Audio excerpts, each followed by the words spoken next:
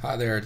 In this video we're going to be discussing the mortgage amortization table, how to complete it both for monthly information as well as for annual summary information. So let's just go ahead and jump right into it. As you see, kind of my inputs is my input box is going to be here, and so we see we have a $5 million purchase price. We're going to borrow 80% loan to value, and so to use those to compute how much you're going to borrow, you're just going to multiply the loan to value times the purchase price. So we're going to buy it for $5 million. We're only going to borrow $4 million, and so the $1 million will be our down payment, either through ourselves or through equity partners or whoever it may be. Interest rate on the loan is 5%. The term and am are both going to be 30. So this won't be a balloon mortgage. This will be a fully amortizing fixed rate mortgage. And this is our base year and month of the loans. So we're basically going to complete all the information in yellow, and this is going to start off with the monthly payment calculation. So we're going to use the payment function, and it's asking for the rate. So remember, in Excel we're going to use decimals for the rate, and since it's monthly mortgage, we're going to divide the rate by 12. The N is going to ask us for the number of payments, so we have 30 years and 12 payments per year, so we're going to multiply that.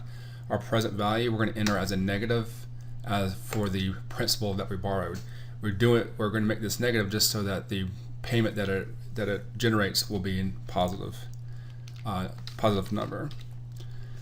Future value is going to be 0. So again, the 0 at the end of this payment implies that we'll have 0 balance to pay off at that point in time. So go ahead and close it. So there's our monthly payment. The one above it's asking for annual loan payment, so we're just going to multiply that, our monthly times 12 to get that. Sum of all payments down here, well, we're going to take our monthly payment times the number of years times the number of payments per year, and it gives me the sum of all payments. Interest over the term of the loan. If our payment consists of principal and only principal and interest, and I can isolate one and I can get to the other. So in this case, I have the sum of all my payments, so I'm going to reference that, and then I'm going to subtract off how much I borrowed. Right? So how much I borrowed that's the principal, not my purchase price, and so that's going to leave me with 3.7. Interest paid over the course of this loan, of the 30 years of this loan, and we're not ready to do this one yet, the interest from first calendar term. All right, so this is calculation of the payment and just some of the basic information that we can get pretty quickly. So let's go ahead and jump straight towards the monthly amortization.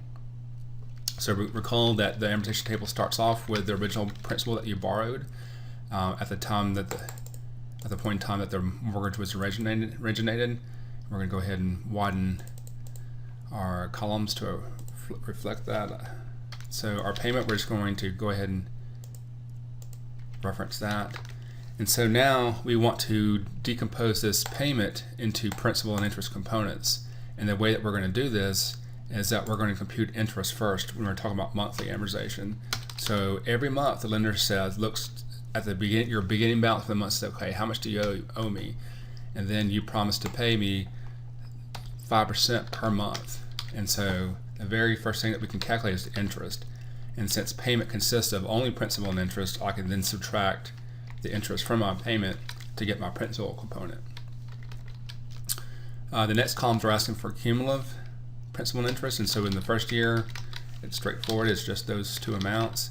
My ending principal balance is going to be equal to my beginning principal balance minus the principal that I paid during the period, and that leaves me with my ending balance for the month. That ending balance from the month of January becomes my beginning balance for the month of February.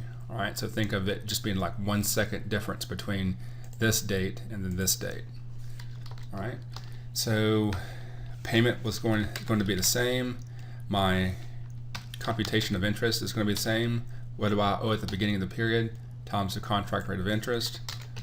What about 12? The principal is everything left over that's not interest. the cumulative becomes my old cumulative balance plus my current payment of principal, and my cumulative interest is my prior cumulative interest balance plus the interest I just added that month. And again, my ending principal balance is my beginning principal balance minus the principal that I paid during the month. Right? So this is, once you got the second month done, you could copy it down. It's pretty straightforward. It's the same old formula that's being generated here, and so at this point I'm just going to go ahead and lock this reference down. So my interest is going to be equal to that times the interest rate of the mortgage, and so I'm going to hit F4 to lock that down, to anchor it down so that I can copy it. And then the payment minus interest is your principal. The cumulative is my prior balance plus the new on both of those, and my ending balance is going to be the beginning minus what I paid during the month. So at this point I can just copy this down, and hopefully that will be correct. Let's go over here and check real quick, and we get 39480 985 139. Alright, so that worked out. So that's all correct. Although I think this stuff was supposed to be still in gray, so I'll go back and gray that out.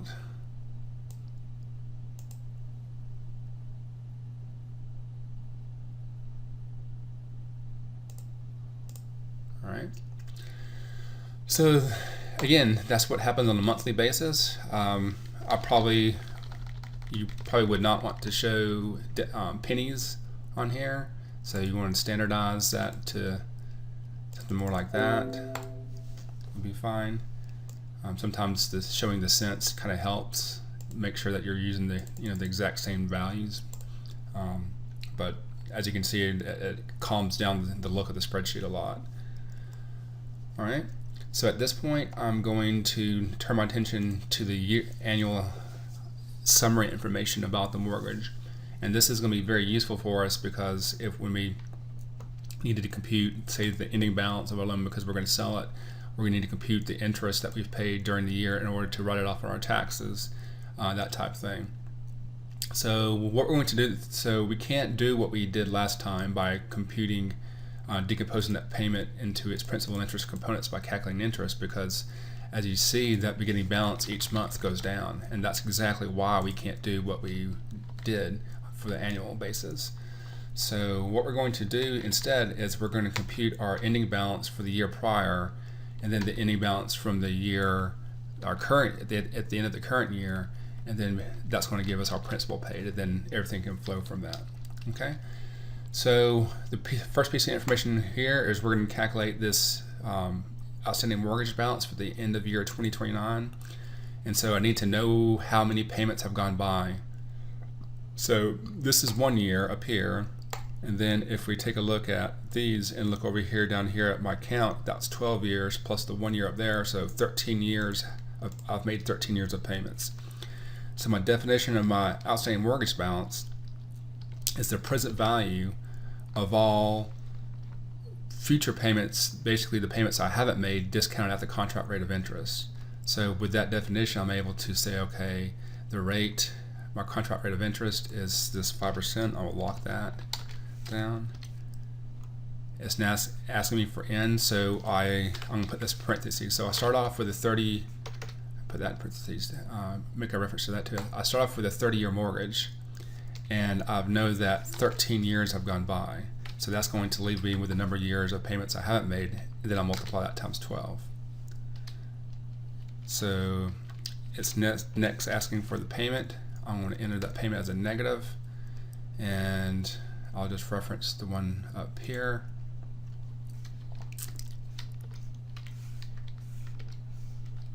And my future value is going to be 0. All right.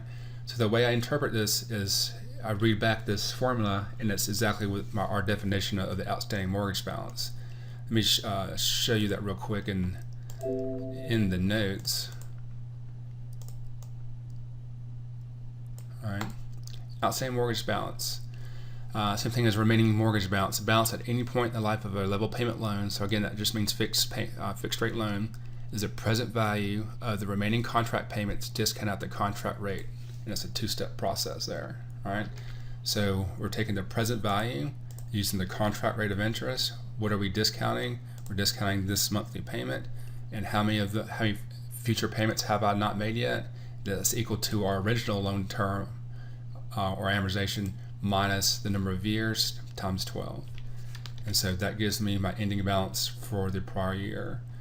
And just like on the monthly, my ending balance for 1 year is my beginning balance for the next year.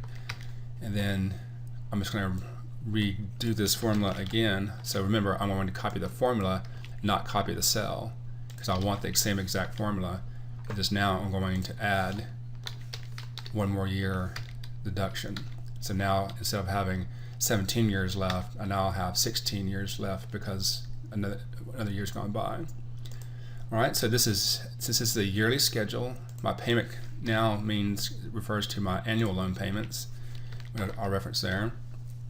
My principal that I pay is equal to the difference between my beginning and ending balances, and the interest becomes the difference between my total payments and my principal. On a cumulative basis, I know that I started off with a $4 million balance and I'm ending with a 2.8 balance, so the difference must be what I paid cumulatively in my cumulative interest. If I've made yearly payments of this amount and I've made that for 13 years, that's the sum of all my payments. And then if I subtract off my principal, that will give me my cumulative interest, and I'll just to make sure, I'll put that into parentheses to make sure that's done in the correct order.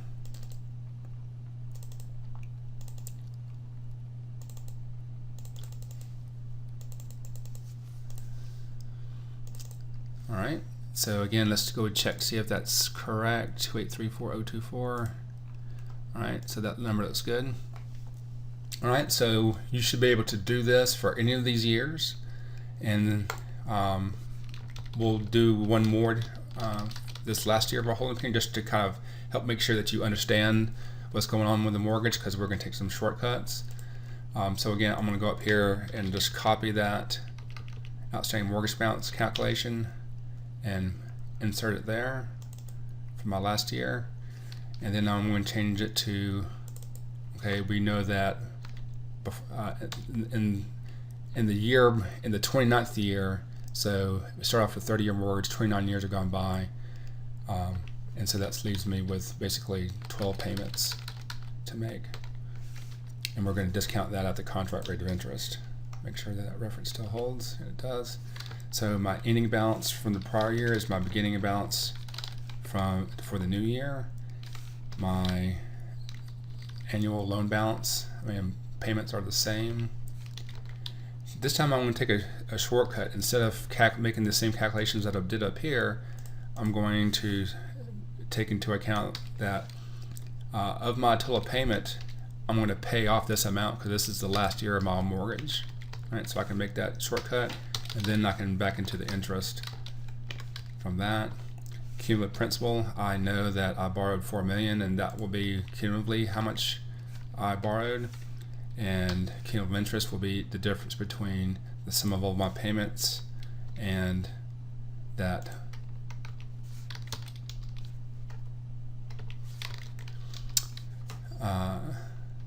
And the difference between the sum of all payments and the amount of principal that I paid. And so my ending principal balance is my beginning minus what I paid. And so I messed up. This belongs to that, right? So that looks better, that looks accurate. So that's a shortcut way that we could do. I've done this last year. If you wanted to do it the long way, let's cancel that out, and we'll reference how we did last time. Last time we'll copy this cell down one more time and obviously this will be a 30 minus 30 because that's going to be a 0. It's going to get you that. My annual payment's going to be the same here. My difference between my principal and interest, how am I going to calculate it? It's got to be the case where I'm going to pay the difference between what I owed the prior year and what I put in the year, and then the difference becomes the interest, and then the rest of it is just like last time. My cumulative principal is going to be the 4 million, and the cumulative interest is going to be the sum of all my payments minus the 4 million. Right, so that is, and by the way, on this one, all you would do for that one, it would be to calculate this ending balance here, and then calculate your the interest in the first calendar year. Obviously, you could just reference your cumulative interest that you paid for the year, so it could be just a reference like that, or you could calculate the outstanding mortgage balance for the end of the year, and then do the math based on that. So if we want to compute that OMB again, it's going to be our rate divided by 12. My N, it'll be equal to 30 minus 1 times 12. Again, I'll put that in parentheses.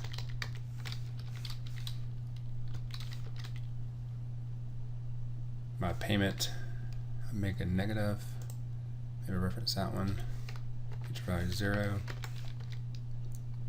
And so that's my ending balance.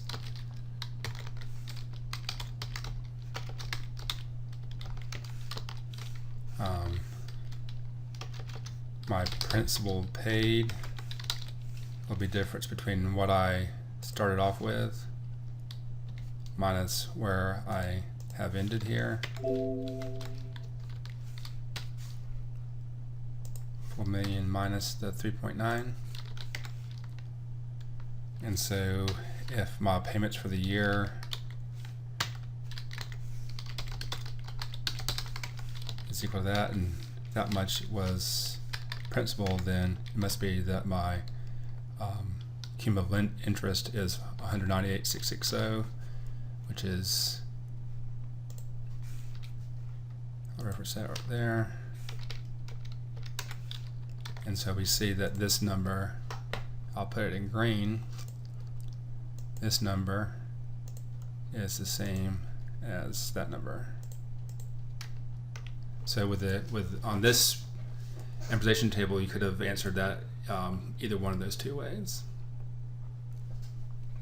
All right. Hopefully this. Oh, by the way, so here's the calculations for, and all these are referenced back into this first tab, but you can change those here, and it's going to automatically populate all these fields. So you can change this information to whatever loan you want to it, and test your ability to be able to point to any row really and be able to compute all the information for that row.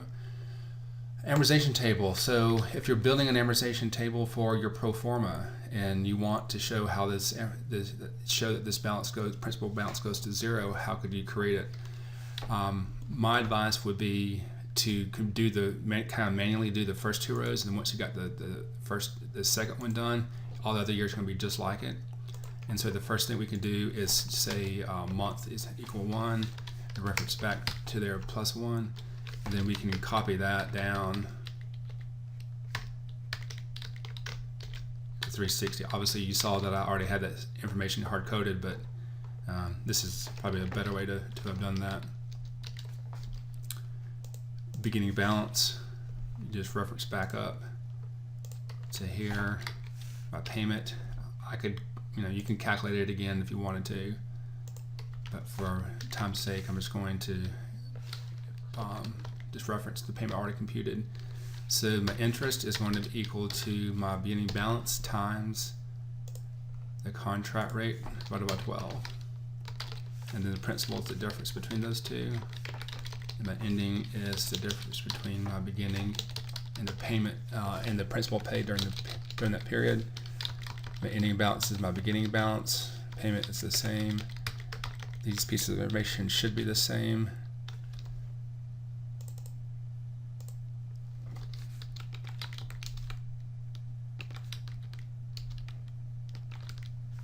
E7, I didn't lock that one down, so I'm going to copy that back. That looks right. So the principal is ticking up a little bit, the interest is ticking down a little bit, which makes sense since our principal balance is going down each month. So now I can copy this down. So I'm going to hold my shift button, use the arrow keys, and then double click on that plus there, do a control end, and we see that the balance is 0. So this isn't guaranteed that I've done this correct. It just, this is one of the necessary conditions in order for me to be correct. Okay, so hope this video has helped.